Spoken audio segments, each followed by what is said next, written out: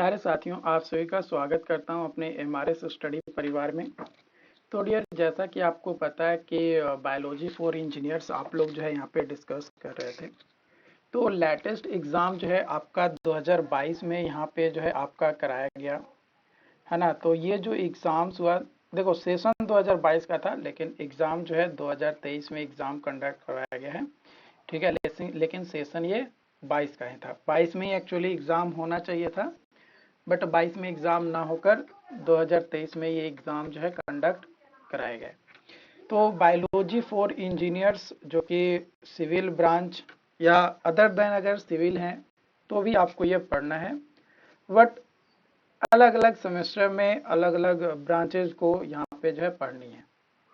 ठीक है, तो आप जिस भी ब्रांच के हैं मुझे उससे कोई फ़र्क नहीं पड़ता, क्योंकि ये सब्जेक्ट एक तरीके से आप कह सकते हो कि कॉमन पेपर है, चाहे जिस भी सेमेस्टर में आपको पढ़ना हो।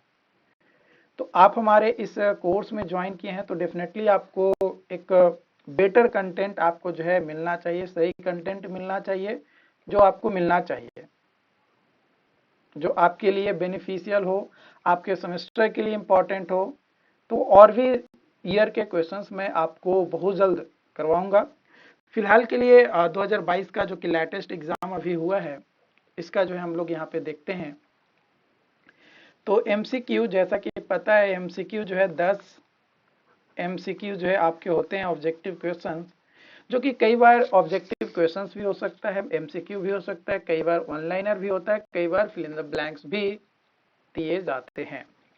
तो पहला क्वेश्चन है, आरएनए इंटरफेरेंस हेल्प इन। तो आरएनए इंटरफेरेंस जो है ये हेल्प करता है सेल्फ, जो सेल डिफेंस होता है ना, सेल डिफेंस के लिए। तो RNAi is regulatory mechanism for estimated 30% for 30% of all protein coding genes. It helps to protect cell against certain viruses by targeting viral RNA for destructions. It helps in silence potentially disruptive transpositions in the genome. मतलब ये simple क्या करता है, एक regulatory mechanism होता है RNA, जो कि जो भी प्रोटीन कोडिंग होता है, आपको अगर आप मॉड्यूल वाइज अगर पूरा लेक्चर्स आप देख चुके हैं तो आपको ये चीज़ें अच्छे से समझ में आएगी।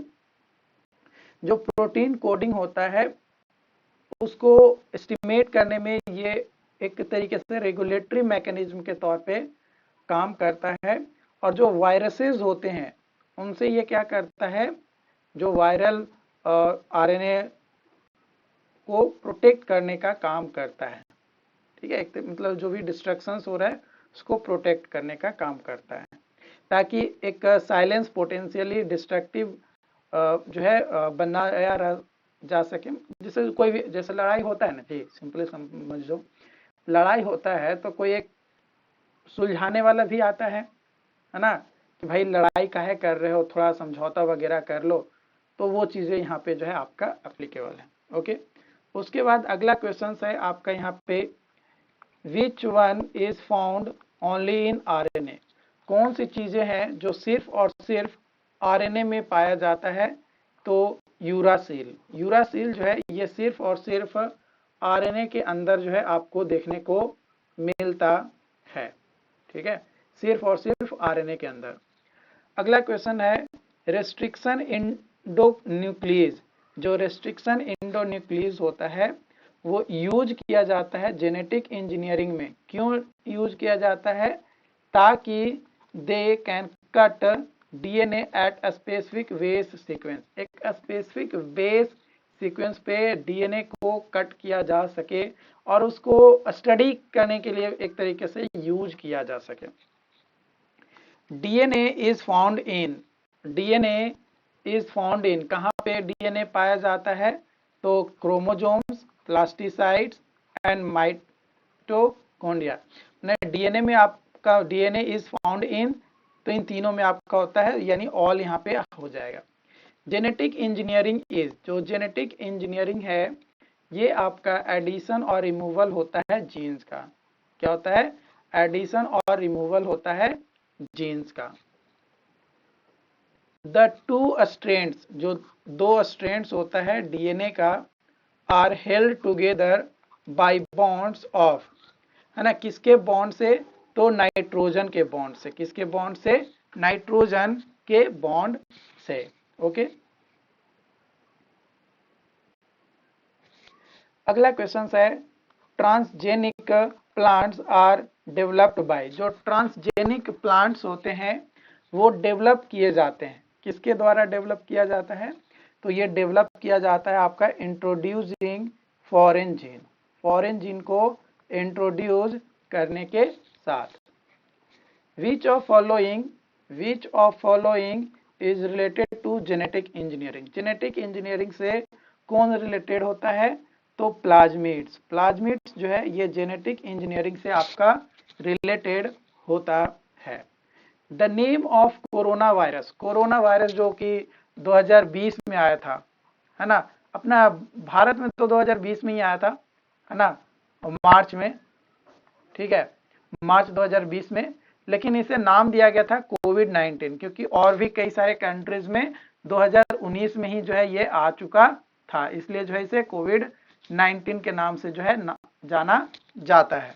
ठीक है, अगला क्वेश्चन है यहाँ पे, the metal present in chlorophyll is, chlorophyll में जो मेटल प्रेजेंट होता है, ठीक है, क्लोरोफिल में जो मेटल प्रेजेंट होता है उसे, वो कौन सा मेटल होता है, तो मैग्नीशियम, मैग्नीशियम जो है क्लोरोफिल में आपका प्रेजेंट होता है। तो यहाँ पे आपका क्वेश्चन है कि differentiate between basic working mechanism of flying bird और एयरक्राफ्ट फ्लाइंग, तो ये आपके लिए आज के लिए होमवर्क रहा, है ना। मुझे पता है कि ये चीज अगर आप हमारे लेक्चर्स देखे होंगे तो ऑब्वियसली आप इसे जो है कंप्लीट कर पाएंगे, अच्छे से कर पाएंगे। बाकी इसका डिटेल जो सॉल्यूशंस है वो मैं आपको अगली वीडियोस में मैं बताऊंगा, इस वीडियोस में मैं नहीं बताऊंगा। इस वीडियोस में ये क्वेश्चन जो है पार्टिकुलरली आपके लिए होमवर्क रहा, इसे आपको करके आना है, और करके आने के बाद, ठीक है, आपको अपने ग्रुप में, है ना, जो आपका ग्रुप दिया गया है ना, जो आपका ग्रुप दिया गया है उस ग्रुप में शेयर करना है। ठीक है, ऐप पे आप जो है लिखिएगा, है ना, अगर आप ऐप पे लिखिएगा क्या कि बायोलॉजी फॉर इंजीनियर्स, तो आपका ग्रुप आ जाएगा। ठीक है, बायोलॉजी फॉर इंजीनियर्स, अगर आप उस ग्रुप में ऐड रहेंगे तो आप सर्च कीजिएगा तो बायोलॉजी फॉर इंजीनियर्स आ जाएगा। ठीक है, और उसमें आप जो है क्वेश्चंस जो बनाए हैं उसका फोटो खींचकर जो है हमें शेयर करना है, ताकि पता लगाया जा सके, ताकि हम देख सके कि हाँ आप कितना इस चीज को पढ़ रहे हैं, कितने मन लगाकर। क्योंकि देखो सेमेस्टर तो ठीक है, सेमेस्टर पास होना कोई बड़ी बात नहीं है, इजी है, आसान है, आप सेमेस्टर जो है आसानी से पास कर लोगे, है ना, सेमेस्टर पास करना कोई बड़ी बात नहीं है, वो आसान चीज है और आप आसानी से उसे पास कर लोगे। लेकिन जरूरी है आपके लिए कि आप सेमेस्टर में कैसे लिख रहे हैं, आपकी सोचने की कैपेबिलिटी क्या है। ठीक है डियर, और अपने और भी दोस्तों के साथ हमारे इस प्लेटफॉर्म के बारे में जरूर बताएं, ताकि उन्हें इसके बारे में एक अपडेट पता चल सके, उन्हें इसके बारे में पता चल सके कि हाँ engineer plus by MRS study जो ऐप है उस पर जो है आपकी बायोलॉजी फॉर इंजीनियर्स की क्लासेस होती है, और वो भी जो है यहाँ पे ज्वाइन कर सके। राइट, तो क्वेश्चन जरूर बना लीजिएगा, और छोटे छोटे वीडियोस आपके लिए बहुत ज़्यादा हेल्पफुल होते हैं, और उम्मीद करते हैं कि जो भी वीडियोस मैंने आपको अपनी इस कोर्स में प्रोवाइड किया है बायोलॉजी फॉर इंजीनियर्स में, ये आपके लिए बेनिफिशियल होगा। इसी तरीके का और भी वीडियोस आपको मिलते रहेंगे ताकि आपको बेनिफिट हो, आपको क्योंकि आप पैसा दिए हो तो